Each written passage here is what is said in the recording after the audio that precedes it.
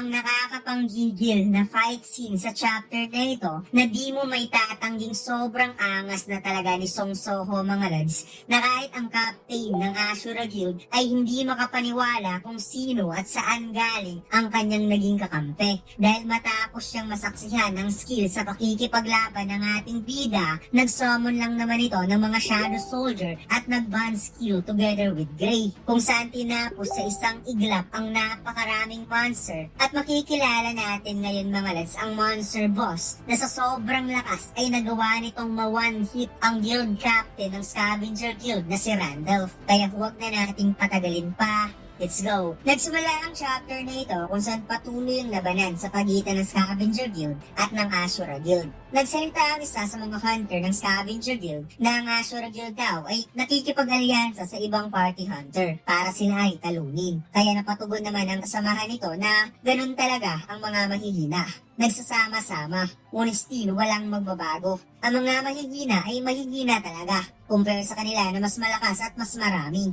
Ipinakita ni Soho ang Shadow Dungeon Key na nagpakuha ng pansin kay Ryo sa kakaibang bagay na hinahawakan ni Soho. Kung saan napawika ang ating bida kay Ryo na hindi pa daw nila ipinapakita ang kanilang tunay na lakas.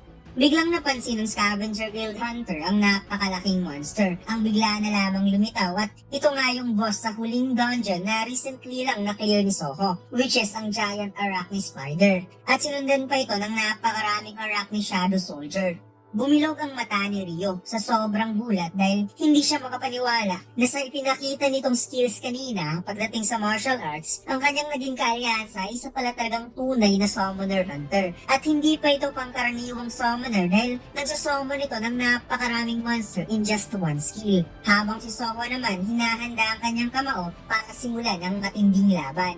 Inatake ng Giant Arachne Spider ang tatlong Scavenger Guild Hunter, kung saan nahihirapan nga ang mga ito dahil sa sobrang lakas ng Shadow Soldier at napakalaki pa. Samantalang inihanda naman ni Randolph ang kanyang Giant Hammer na parang mayroon siyang tutugisin. Mabilis itong tumalon towards Arachne Spider kung saan walang kahirap-hirap nitong binura ang isa sa mga bagong Shadow Soldier ng ating bida at napawikang huwag kang nagtago bata. Napansin ni Soho si Randolph at tinukoy naman ni Vero na nagiging mahina talaga ang monster matapos itong ma-extract upang gawing Shadow Soldier. Subalit sa case na tinalo lamang ang Giant Arachne Spider na walang kahirap-hirap at nahirapan ng Young Monarch na makapag-penetrate ng damage in just a single blow, masasabi niya talagang ang taong ito ay ang pinakamalakas na hunter dito sa loob ng dungeon. Sinabi ni Soho kay Grey na gagamitin nila ang bond skill, kung saan napa-agree nga itong si Grey, ngunit bigla namang nagsalita itong si Lady Essel na parang may gusto siyang sabihin ngunit siya ay nahihiya, na napawikang sandali lang Young Monarch. How about gagamitin ng Young Monarch ang kanilang bond skill? Dahil natutunan naman nila ang paraan kung paano pataasin ang charge rate ng kanilang bond skill nung papasok sila sa gate. Kung saan parang nainis nga dito si Grey mga lords. At napakamot na lamang sa ulo si Soho dahil hindi pa naman nila ginamit sa actual na combat ang skills na yon.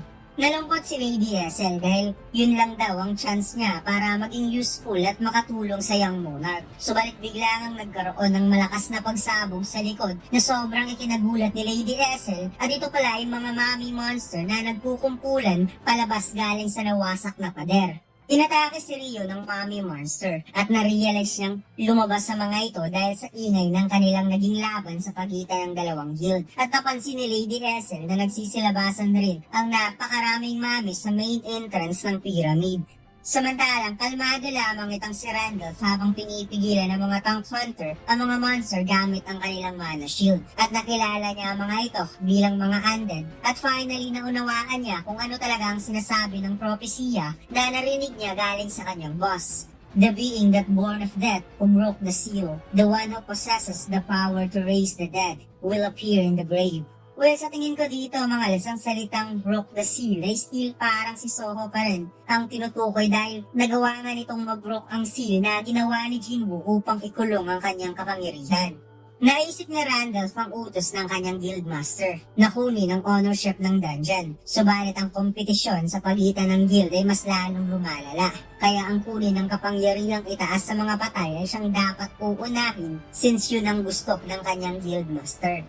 Napatitig si Randolph kay Soho na kasalukuyang nakikipaglaban sa mga monster at na-realize niya kung ano ang pinaka-the best na uunahin na parang gusto sanang makipaglaban ni Randolph kay Soho, ngunit napapikit na lamang siya dahil ang umatras muna sa laban ay ang pinaka-the best nilang gagawin. Nagulat na lamang si Rio nang nakita niya ang naging hakbang ni Randolph kung saan sinabi nito sa kanyang mga member na huwag pansinin ng mga hunter at sumunod kaagad sa kanya upang puntahan ang kwarto ng dungeon boss. Kaya napasigaw si Rio na pigilan ng mga taga-scavenger guild na papunta na ngayon sa dungeon boss, subalit silang lahat ay nahihirapan sa daming mamis na umaatake sa kanila. Sinabi ni Rio na mukhang ginamit ng scavenger guild ang mga monster para sila ay maging busy at mukhang hindi niya tanggap na ganito na lamang ang mangyayari sa kanila. At napatugon naman itong si Soho na at this rate ang reward ay maaaring hindi mapapa sa kanila. At mukhang double meaning ang sinabi ni Soho dito mga lads since mayroon din naman siyang sariling reward na nagpapa-excite sa kanya tuwing makokompleto ang kanyang quest. Tinawag ni Soho si Gray at kaagad nitong inactivate ang band skill kung saan in-stretch ng ating bida ang kanyang braso sa harap ng napakalaking monster at bigla na lamang itong nag-dash upang putulin ang braso ng monster at diretsong inatake ang mga mamis na nasa likod nito na makikitang parang dinaanan lamang ng kidlat at isa-isang nahati ang katawan in just a single move. Sabay bumagsak ang lahat ng monster sa likod ni Soho sa sobrang bilis ng ating bida na parang ramdam niya ngayon ang naiiba niyang lakas since matagal niya nang hindi nagamit ang bond skill together with Gray habang si Rio ay napadilat na lamang ang mga mata sa kanyang nakita at sinabi nga dito ni Soho mga lads na bibilisan nilang tapusin ang mga ito para habulin ang scavenger guild. Bumagsak ang panga ni Rio. Hindi siya makapaniwala na hindi lang pala pagsusummon ang kayang gawin ni Soho, kundi may kakayahan rin itong mag-merge sa mga summon. Kaya napa who the hell are you na lamang itong si Ryu Sing sa ating bida. Habang si Lady Essel ay napaiyak na lamang dahil di siya makapag-participate together with Young Monarch.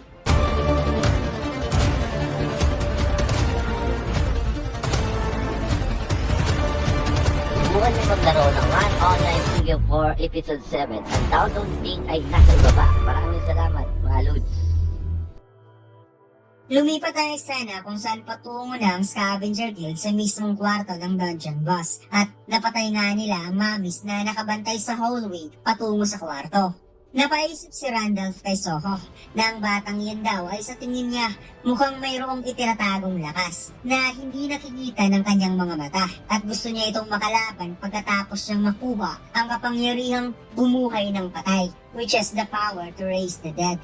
Nakarating ng scavenger guild sa pintuan mismo sa kwarto ng dungeon boss, kaya kaagad nilang binuksan ang napakalaking pintuan at tumambad sa kanilang harapan ang napakalaking monster na nakagapos ang kamay at paa sa napakaraming kadena na parang may hahalin tulad natin sa Monarch of the Beginning na si Lydia. Nakita ni Randolph na kinadena ang dungeon boss at naisip niya ang sinabi ng prophecy ang salitang the being that born of death. Kaya napaisip siya sa pagpapakita matapos nitong masira ang seal na parang nagkakaroon ng contradict na dapat nakawala na ito bago nila ito nakita. Nagsalita ang monster gamit ang kakaibang lingwahe na parang may gusto siyang sabihin sa mga hunter ngunit hindi naintindihan ng scavenger guild ang monster language at parang napangiti nga dito ang boss. At habang nagsasalita, walang kahirap-hirap na sinira ang kadena ay napasigaw si Randolph na maganda na silang lahat para sa matinding laban. Subalit gamit ang mga naputol na kadena, winasiwas ito ng dungeon boss kung saan sa isang iglap lang, lahat ng scavenger guild hunter ay tinamaan at makikita nating in just a single slash, gamit ang mga naputol na kadena, nag-turn into 2 pieces ang mga hunter at buti na lang mabilis na gamit ni Randolph ang kanyang shield upang sanggahin ang mga pag-atake. Parang sinsilyong nahulog ang mga nagkaputol-putol na kadena at kalmadong lumapit ang monster towards Randolph. Samantalang napadilat naman ang kanyang mga mata nang nakita niyang sa isang iglap lang, ubos kaagad ang lahat ng kanyang mga kasamahang hunter at hindi siya makapaniwala na ang kanilang tank na kilala sa sobrang tigas ay tinapos kaagad matapos winasiwa sa mga putol na kadena. Bigla na lamang nagulat si Randolph dahil nagbukas ng bisig ang monster na parang binibigyan siya ng pagkakataong makapag-free hit kaya nainis nga dito si Randolph dahil sa insulto dahil lahat na lang daw nilulockdown siya. Kaya sa sobrang galit, ginamit ni Randolph ang kanyang skill, Giant Armor, na parang ilalabas na ata niya ang kanyang buong lakas para tapusin sa isang atake ang monster since binigyan siya ng pagkakataong makapag-free hit. Unti-unting lumalaki si Randolph na parang nagiging times 2 ang kanyang size at walang pagdadalawang isip na i-unleash ang napakatinding atake gamit ang kanyang weapon. Subalit nagmimistulang parang simpleng martilyo ang kanyang giant hammer na dumikit sa katawan ng monster. Nagulat si Randolph dahil ang inipon niyang lakas upang magpakawala ng matinding atake ay wala man lang epekto at hindi man lang ito umiwas. Kaya parang nagkaroon ng realization si Randolph na nasa ibang level talaga ang monster na ito at napawikang, "I'm sorry master, dapat sigurong hinintay na kita." Ipinakita ang nagbabagang kamao ng monster na tinataglay nito ang napakatinding lakas kung saan parang nagkaroon din siya ng free hit kay Randolph na sa sobrang lakas ng suntok na ito, dumikit kagad ang Scavenger Guild Captain sa pader na makikitang wasak ang buong torso nito na parang natoji sene nitong si Randolph, tinamaan ng malahalo purple na kamao. Napakamot sa ulo ang monster dahil parang nasobraan niya ata ang pagsuntok at kung iisipin, yun ang taong unang nakakakita sa kanya. Gusto pa naman sana niyang paglaruan yun kahit ilang minuto man lang, ngunit ayos lang dahil nararamdaman niyang mayroon pa namang living being na natitira at napauwi kang, "Let's have some fun, humans." At dito lang nagtatapos ang ating kwento mga lads. Huwag mo sana kalimutang mag-like, comment at mag-subscribe sa ating YouTube channel at mag-follow sa ating Facebook page. Salamat!